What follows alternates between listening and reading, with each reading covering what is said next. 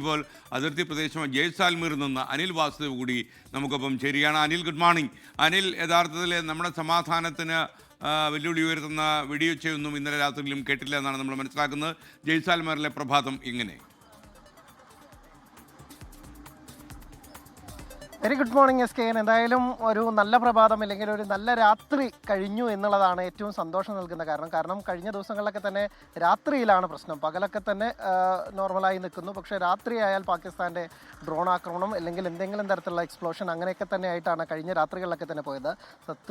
സത്യത്തിൽ നമ്മുടെ നാട്ടിലൊക്കെ പറയുന്ന പോലെ കാളരാത്രികളായിരുന്നു എല്ലാ കഴിഞ്ഞ ദിവസങ്ങളിലൊക്കെ തന്നെ ഈ ജയ്സാൽമീറുകാർക്ക്, രാജസ്ഥാൻകാർക്ക്. പക്ഷേ ഇപ്പോൾ അതിനൊക്കെ തന്നെ മാറ്റം വന്നിരിക്കും എന്നുള്ളതാണ്. ഇന്നലെ ഒരു ഡ്രോൺ അതിൻ്റെ ഒരു സാന്നിധ്യം കണ്ടെത്തി എന്നുള്ള ഒരു വാർത്ത ജില്ലാ കളക്ടറിൽ നിന്ന് വന്നത്, ബാർമീറിലെ കളക്ടറിൽ നിന്ന് വന്നതിനപ്പുറത്തേക്ക് വേറെ പ്രശ്നങ്ങളൊന്നുമില്ല, അതും വേറെ പ്രശ്നങ്ങളൊന്നുമില്ല എന്നാണ് മനസ്സിലാക്കുന്നത്. അങ്ങനെ രാത്രി കഴിഞ്ഞ കുറേ ദിവസങ്ങൾക്ക് ശേഷം ഈ രാജസ്ഥാനിലുള്ളവർ, ഈ അതിർത്തി പ്രദേശങ്ങളുള്ളവർ ഏറ്റവും നന്നായി ഉറങ്ങി എന്നുള്ളതിൻ്റെ ഒരു ഇത് തന്നെയാണ്. ഇത് അവിടുത്തെ ഒരു പ്രദേശത്ത് ജയ്സാൽമീറിലെ ഒരു ബസ് സ്റ്റേഷനകത്തുള്ള ഒരു കടയാണ്. എല്ലാവരും ഏറ്റവും കൂളായി, ഇല്ലെങ്കിൽ ഏറ്റവും സാധാരണ രീതിയിലേക്ക് അവരെത്തി എന്നതിൻ്റെ ഇത് തന്നെയാണ് അവരുടെ ഒരു മുഖങ്ങളിലൊക്കെ തന്നെ നമുക്ക് വ്യക്തമാകുന്നത്. എന്തായാലും രാജസ്ഥാൻ തിരിച്ചു വരുന്നു, ജയ്സാൽമീർ തിരിച്ചു വരുന്നു, ബാർമീർ തിരിച്ചു വരുന്നു. വലിയ പ്രശ്നങ്ങളൊന്നും തന്നെ ഇല്ല എന്നുള്ളതാണ്. കഴിഞ്ഞ ദിവസങ്ങളൊക്കെ തന്നെ ചില മിസൈലുകളുടെ ഭാഗങ്ങളൊക്കെ ഈ പ്രദേശത്ത് കണ്ടെടുത്തിരുന്നു. അതായത് പാകിസ്ഥാൻ നേരത്തെ അയച്ച മിസൈലുകൾ. ഇപ്പോൾ അതൊക്കെ തന്നെ ഡിഫ്യൂസ് ചെയ്യുന്ന നടപടികളുമൊക്കെ തന്നെ ആയിട്ടാണ് സൈന്യവും പോലീസും ഒക്കെ തന്നെ പോകുന്നത്. അവർ ഗ്രാമീണർക്ക് നൽകിയ ഒരു നിർദ്ദേശം,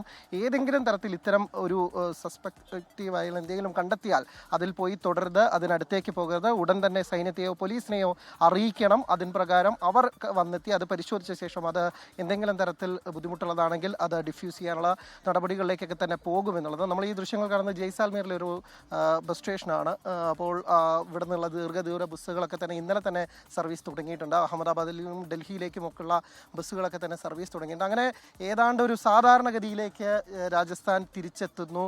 ആളുകളൊക്കെ തന്നെ ജോലിക്ക് പോകുന്നു, അവരവരുടെ ജോലികൾ എടുക്കുന്നു, അല്ലെങ്കിൽ പുറം ലോകത്തേക്ക് പോകേണ്ടവർ പോകുന്നു. അങ്ങനെ എല്ലാ തരത്തിലും ജയ്സാൽമീർ ഉണർന്നു തുടങ്ങിയിരിക്കുന്നു. ഇതൊരു രാജ്യത്തെ തന്നെ ഏറ്റവും പ്രധാനപ്പെട്ട ടൂറിസ്റ്റ് കേന്ദ്രമാണ്. പക്ഷേ അവിടെ ഒരു ടൂറിസ്റ്റ് സീസൺ അല്ല. ഒരുപക്ഷെ അതും കൂടി ആയിരുന്നെങ്കിൽ ഇവിടുത്തെ ആൾത്തിരക്ക് അത് ഇതിനേക്കാൾ ഏറെയായിരുന്നു എന്നുള്ളതും ഉണ്ട്. എന്തായാലും ജയ്സാൽമീർ തിരിച്ചു വരുന്നു. രാജസ്ഥാൻ്റെ മറ്റു പ്രദേശങ്ങളും ഏറ്റവും നല്ല രീതിയിൽ തന്നെ തിരിച്ചു വരുന്നു എന്ന കാഴ്ചയാണ് എസ് കെ നമുക്ക് ഇവിടുന്ന് കാണിച്ചു തരാനുള്ളത്. Okay, thank you. അനിൽ വാസുദേവാണ് നമുക്കൊപ്പം ചേർന്നത്.